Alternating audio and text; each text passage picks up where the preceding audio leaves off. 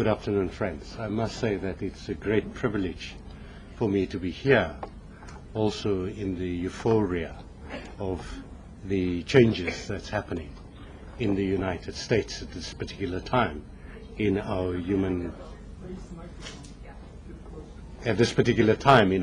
history. We are privileged and thank the organizers for having us here. I'm made to understand that I am primarily talking to friends of the cause, but we're saying, what is the cause? For us, the essential element of this cause is that we would want to see justice done for the people in Palestine. And when we talk of justice, we are saying that it is evasive, and one of the very important elements of that justice is to have peace. And when we talk about peace, we are reminded that we must not shout peace where there is no peace, because that makes us a little less than white plastered graves that are rotten on the inside. And there are a lot of people around the world who are saying that things are not that bad in Palestine. And we're coming to tell you that when we look at international conventions, when we look at resolutions that has been passed by the United Nations, the situation in Palestine has actually deteriorated, particularly in the last couple of years. And we have noticed with appreciation these conventions and resolutions calling apartheid a crime against humanity. And we're saying that what's happening in Palestine at the moment is a crime against humanity. And I want to talk to you a little bit more about my experience of apartheid. That apartheid in South Africa was obviously founded on certain basic principles. The one is that religion, and Christianity in particular, was used as a theological justification for the separation of South Africa's people. And we called such theological justification a heresy.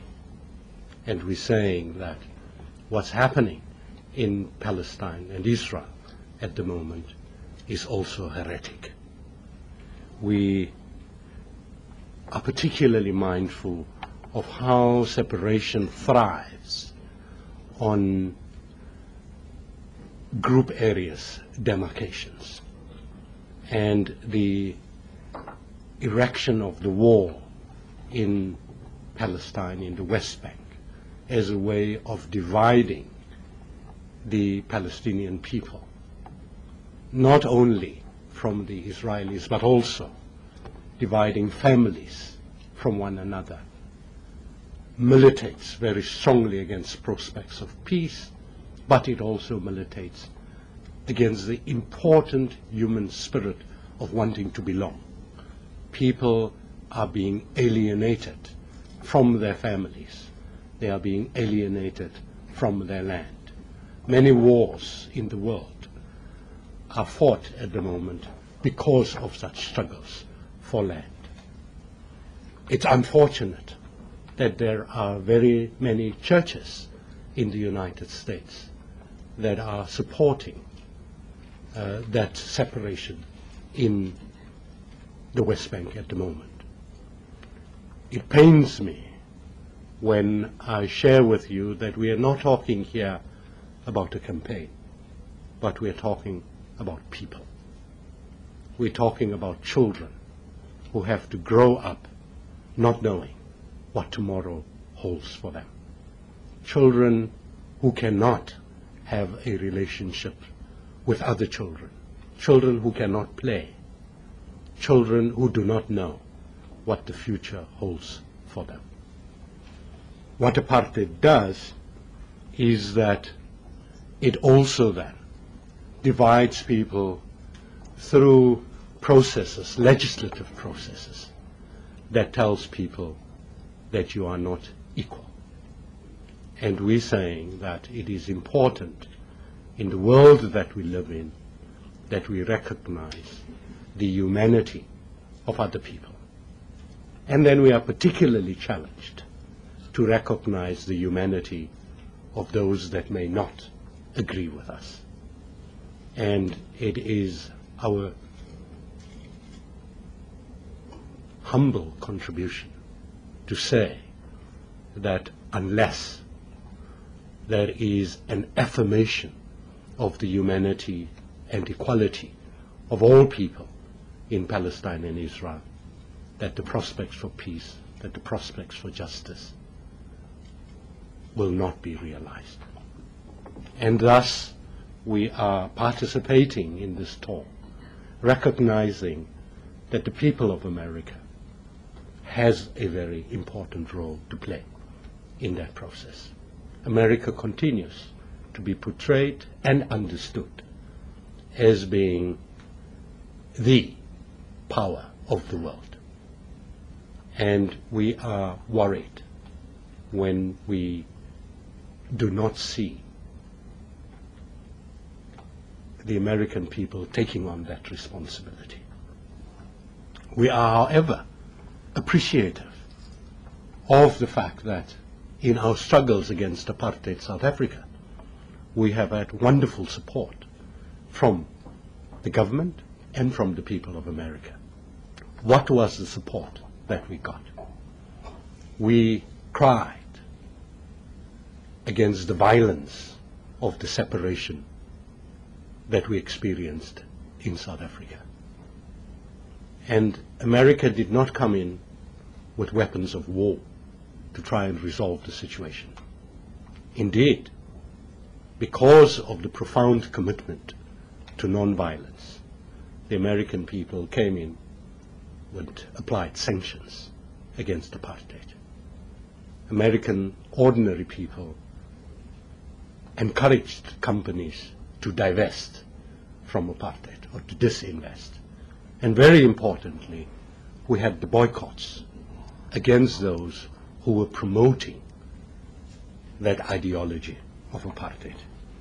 And it made a difference. Here I am today as evidence that the boycotts, the disinvestment, and the sanctions that you applied in South Africa do make a difference. And we're saying, let's build on those non-violent strategies that we know works.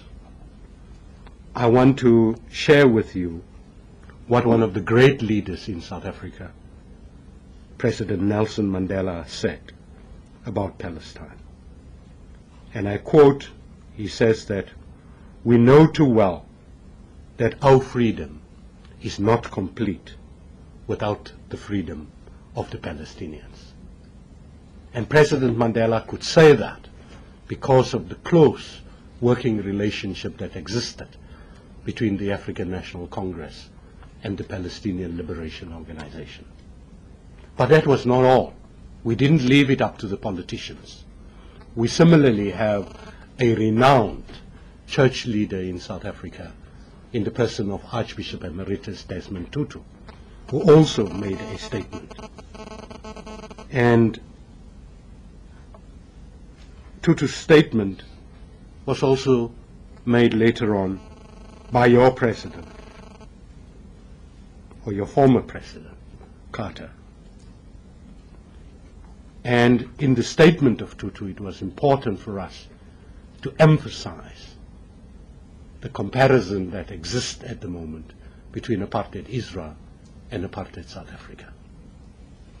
But Tutu's statement was founded on a remark that was made in 1961 by one of the apartheid presidents called Hendrik Verwoerd.